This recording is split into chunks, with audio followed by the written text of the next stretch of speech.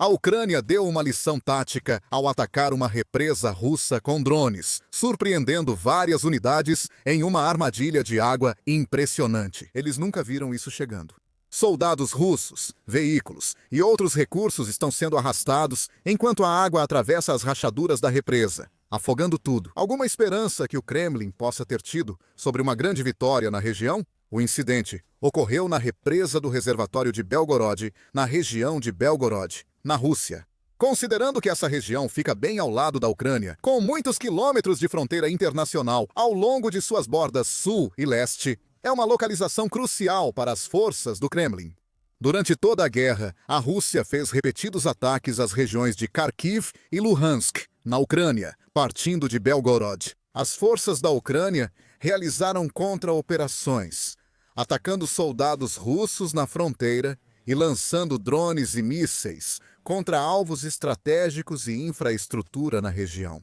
Ultimamente, as forças russas tentam avançar e tomar Vovchansk, cidade ucraniana que antes da guerra tinha cerca de 17.500 habitantes. Agora é quase uma cidade fantasma, com grandes áreas destruídas pela ofensiva russa em Kharkiv em 2024. No entanto, apesar de estar cheia de escombros e destroços, a cidade ainda possui valor tático na guerra para o lado que conseguir controlá-la. Por vários motivos, é um dos maiores assentamentos ucranianos na fronteira com a Rússia. Controlar esse lugar será um grande impulso para o Kremlin. Eles poderiam fortificar o local e usá-lo como base avançada para futuros avanços em Kharkiv. Além disso, como Vovchansk é uma cidade, ela possui linhas de suprimento muito mais fortes em comparação com os assentamentos e vilarejos muito menores espalhados por outros pontos das áreas de fronteira. A rodovia T-2104 atravessa a cidade, ramificando-se ao sudeste e sudoeste, conectando Vovchansk a outras cidades e vilarejos do interior da Ucrânia. Isso é importante porque permite fácil entrada e saída de suprimentos, comida, combustível, tropas e veículos. Por isso, as forças da Ucrânia mantiveram o controle da cidade por tanto tempo, canalizando combustível, munição e outros recursos importantes para Vovchansk a partir de outras regiões. Se a Rússia tomasse o controle dessa cidade, ela também se beneficiaria dessas mesmas rotas de transporte. Seus comandantes achariam mais fácil planejar seus próximos passos pelas rodovias e outras estradas e rotas que levam para dentro e para fora da cidade, identificando sua próxima prioridade, alvos e, potencialmente, avançando rapidamente em direção aos seus próximos objetivos, sem precisar enviar batedores ou grupos de reconhecimento para mapear o terreno e escolher o caminho.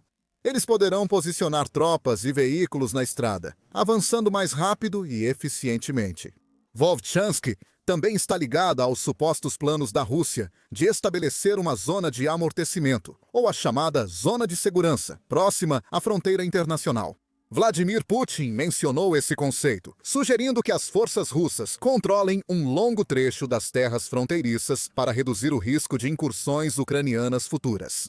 Em maio, Putin anunciou: "Aprovamos a criação de uma zona de segurança nas fronteiras, e nossas forças armadas já estão trabalhando nisso."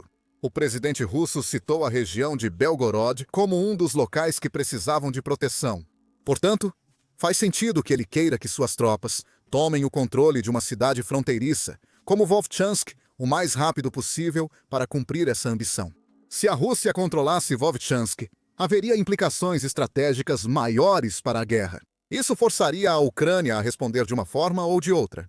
Kiev pode, por exemplo, deslocar forças de outras áreas para reforçar cidades e vilarejos próximos, tentando retardar o avanço russo. Também poderia enviar recursos extras à região para organizar um contra-ataque e tentar retomar o controle da cidade. Isso também poderia enfraquecer outras posições ucranianas na linha de frente, possivelmente abrindo novas brechas para a Rússia. Essa é a natureza da guerra. Toda decisão tem consequências. Toda ação gera uma reação. Um evento em um local pode gerar efeitos colaterais em regiões distantes, até centenas de quilômetros. Por fim, é importante destacar que a tomada de Vovchansk seria uma vitória significativa para as forças russas agora, já que não capturaram grandes cidades ucranianas desde 2022, apesar dos maiores esforços de Putin, e apesar dele investir quantias colossais de dinheiro, recursos e mão de obra nesta guerra, o progresso do exército russo é notavelmente lento.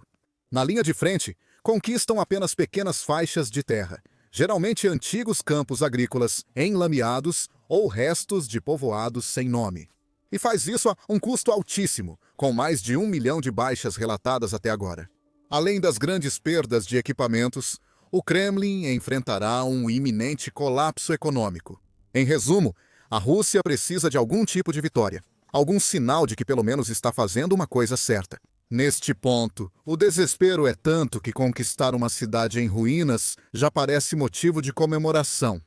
Os comandantes do Kremlin investiram muitos recursos na ofensiva em Vovchansk, com várias brigadas e regimentos importantes atuando na região, incluindo o 82º Regimento, a 2ª Brigada de Spetsnaz da Guarda, a 128ª e a 138ª a Brigadas de Fuzileiros Motorizados, separadas da Guarda.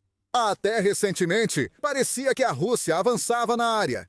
Em 26 de outubro, o chefe do exército russo, general Valery Gerasimov, disse a Putin que as forças russas ocupavam cerca de 70% da cidade. Ele também fez outras afirmações ousadas e possivelmente exageradas sobre os sucessos russos no campo de batalha, muitas logo desmentidas por grupos de inteligência de fonte aberta. Analistas militares e institutos como o Instituto para o Estudo da Guerra, que analisou as declarações do general, afirmaram: o Instituto para o Estudo da Guerra não encontrou provas que sustentem as afirmações de Gerasimov. Apenas identificou que as forças russas controlam cerca de 23% de Vovchansk. Soldados ucranianos em Vovchansk também compartilharam sua visão dos acontecimentos com o 16º Corpo de Exército das Forças Armadas da Ucrânia. Escrevendo online: o inimigo tentou explorar ao máximo uma oportunidade. Após a falta de precipitação no verão infernal, os rios Sversky, Donetsk e Vovcha ficaram rasos, o que facilitou a logística do inimigo. Também dava para acumular reservas e ainda tinha folhas nas árvores. Isso resultou em aumento significativo da atividade em direção a Vovchansk. O inimigo obteve sucessos locais, mas sofreu grandes perdas. Algumas unidades quase perderam a capacidade de combate. Exemplo, o 1º Batalhão do 82º Regimento de Fuzileiros Motorizados foi quase aniquilado. Só o Estado-Maior ficou na unidade, então ela foi retirada para a retaguarda para reabastecer.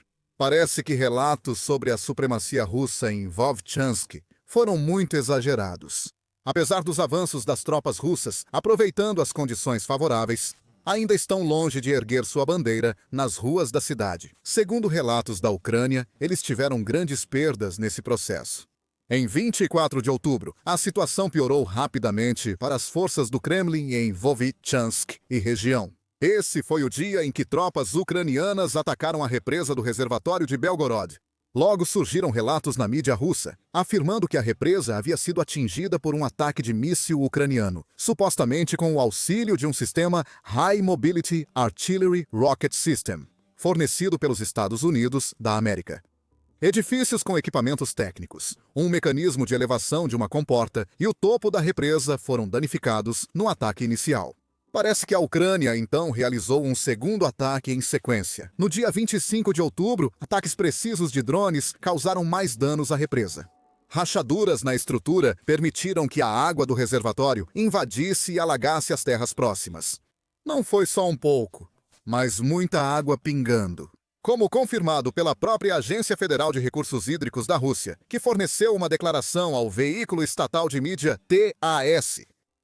Os ataques de 24 e 25 de outubro à represa do reservatório de Belgorod danificaram a saída de drenagem usada para o escoamento sanitário e causaram vazamentos nos 2 portões segmentados. Devido aos danos, o nível da água caiu 1 metro no reservatório. O relatório da TAS revelou que foram solicitados reparos na represa, com dezenas de técnicos e diversos veículos enviados ao local. Quando represas estouram, quebram ou racham, as consequências são imediatas, pois a água não espera a reação das autoridades. Ela flui rápida e livremente para qualquer lado, sem dar tempo para ser detida. Logo após os ataques, surgiram relatos de enchentes em várias aldeias ao longo do rio Seversky Donets, atingidas por uma grande onda do reservatório. As autoridades locais do distrito de Shebakino, na Rússia, relataram inundações em pelo menos 10 áreas e também anunciaram evacuações parciais dos setores afetados. O governador de Belgorod, Vyacheslav Gladkov, divulgou a notícia em seu Telegram oficial. Após ataque das Forças Armadas ucranianas, a barragem do reservatório de Belgorod foi danificada. Entendemos que o inimigo pode tentar outro ataque e destruir a barragem. Se isso ocorrer, pode haver inundação na planície do rio, em Kharkiv e em ruas de aldeias locais, afetando cerca de 1.000 moradores. Portanto, estamos começando a oferecer acomodações temporárias em Belgorod para os moradores que estão em risco de inundação e que não têm outras opções de acomodação temporária. Mas quem mais sofreu foi o exército do Kremlin, não os moradores locais e civis. Em instantes, inúmeras trincheiras e abrigos russos viraram pântanos. Imagens e vídeos se espalham rápido nas redes sociais, mostrando a extensão da inundação. Soldados russos gravaram vídeos que o Guerra Traduzida compartilhou no X com legenda. Equipamentos russos e trincheiras estão sendo submersos em Shebakino e ao longo do eixo de Vovchansk. Após o rompimento da barragem em Belgorod, os ocupantes reclamam que agora precisam nadar até suas posições. Os vídeos mostram uma estrada submersa e veículos atolados na lama, sem conseguir avançar. Como o colapso de travessias de rios e trincheiras russas alagadas. Um soldado disse: após o rompimento da represa de Belgorod, viramos fuzileiros navais em um dia. Tivemos sorte. O abrigo vizinho foi totalmente inundado, incluindo o equipamento. Certas posições russas pareciam estar completamente submersas, de acordo com os dados disponíveis e análises de inteligência de fontes abertas, com veículos, munições, estoques e fortificações arrastados pela enchente. Imagens de satélite mostram inundações mais a jusante do reservatório de Belgorod, com níveis de água subindo e pressionando assentamentos e unidades militares próximas. Não é só um incômodo. As tropas russas enfrentam roupas molhadas, botas enlameadas e trincheiras destruídas. Algumas unidades agora estão totalmente isoladas de suas linhas de suprimento e à mercê das forças da Ucrânia na região. Segundo relatos, várias rotas logísticas militares da Rússia foram destruídas pela enchente. Com 4 brigadas, 68ª, 116ª, 128ª e 136ª, todas corriam risco de aniquilação nos dias seguintes. O 16º Corpo de Exército das Forças Armadas da Ucrânia confirmou no Telegram, com soldados explicando como a situação virou a favor deles. Após o ataque à represa, a situação deixou de favorecer os russos. Após o ataque à represa de Belgorod, ela começou a vazar. Segundo a mídia russa, o nível da água do reservatório baixou 1 metro em um dia. Como dizem, a água entrou no Sversky Donetsk e já há relatos de trincheiras russas inundadas. O principal é que a logística do inimigo ficou muito mais complicada. Então, as unidades que conseguiram atravessar o Sversky Donetsk acabaram ficando realmente isoladas das forças principais. Isso foi uma demonstração impressionante de habilidade tática por parte da Ucrânia. Suas forças sabiam que precisavam pensar fora da caixa para desacelerar os avanços da Rússia na região. Eles entenderam que o Kremlin estava claramente comprometendo muitas tropas e recursos para a área, determinado a tomar o controle de Vovchansk por qualquer meio necessário. Os ucranianos reconheceram que não igualariam a Rússia em efetivo e buscaram formas de equilibrar as chances. Eles criaram um plano brilhante, difícil até para outras forças militares imaginarem. Muitos exércitos poderiam ter optado por se entrincheirar em Vovchansk, defendendo a linha o máximo possível e contando com suprimentos e reforços para resistir. Mas, eventualmente, inevitavelmente, cairiam diante de uma adversidade esmagadora. A Ucrânia não pode se dar ao luxo de pensar dessa forma. Ela não pode sacrificar terras importantes sem tentar mantê-las ao máximo. E como tem menos tropas e recursos do que seu inimigo, precisa encontrar maneiras inovadoras e inesperadas de pegar as forças do Kremlin de surpresa. E eles certamente conseguiram isso aqui. Nem mesmo o mais experiente dos comandantes russos poderia ter previsto um ataque como esse. Sabendo as localizações aproximadas das brigadas russas, a Ucrânia aproveitou a chance, atingiu a represa, inundou a região e reverteu a situação do setor. Agora, muitos soldados russos lutarão apenas para sobreviver, em vez de avançar e capturar a cidade. Com suprimentos levados pela água, trincheiras inabitáveis e linhas cortadas, eles terão menos opções, forçados a atravessar a água em busca de um terreno mais seco e seguro. Muitos podem não sobreviver, pois as unidades ucranianas provavelmente buscarão soldados russos isolados, ansiosos para eliminar ou capturar qualquer retardatário que encontrarem, equilibrando as chances na região.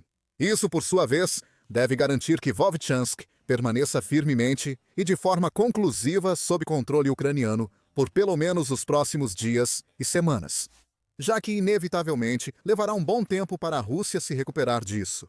O conserto da barragem pode durar semanas ou mais, e a água pode continuar passando, principalmente se houver chuvas fortes na região. A Ucrânia pode ainda não ter concluído a barragem. As forças ucranianas podem lançar novos ataques com drones ou mísseis contra a estrutura, ampliando rachaduras e piorando as inundações rio abaixo, isolando ainda mais soldados russos. De muitas maneiras, o incidente é um microcosmo de toda a guerra até agora. É uma guerra que, em muitos aspectos, tem sido um Davi contra uma história como a de Davi e Golias, com uma força muito maior atacando um oponente aparentemente mais fraco, como Golias. A Rússia tem apostado principalmente na força bruta para vencer, bombardeando a Ucrânia com enxames de drones, mísseis e ataques intensos na linha de frente, usando tanques, bombardeiros e artilharia para pressionar o oponente. Enquanto isso, a Ucrânia tem cumprido bem o papel de Davi, reconhecendo que é o mais fraco e menor dos dois lutadores em números e estatísticas. Ela foi forçada a pensar de forma inteligente e estratégica, identificando os pontos fracos do inimigo e explorando-os em todas as oportunidades disponíveis. Foi exatamente isso que aconteceu em Belgorod. A Ucrânia estava parcialmente encurralada, mas viu uma oportunidade de revidar e não deixou essa chance passar. Pegou o inimigo completamente de surpresa e agora está colhendo os frutos do seu trabalho árduo e planejamento tático. Tropas russas questionam o fracasso ao abandonar veículos afundados e suprimentos danificados pela água. Este é só o mais recente de muitos fracassos russos e vitórias ucranianas.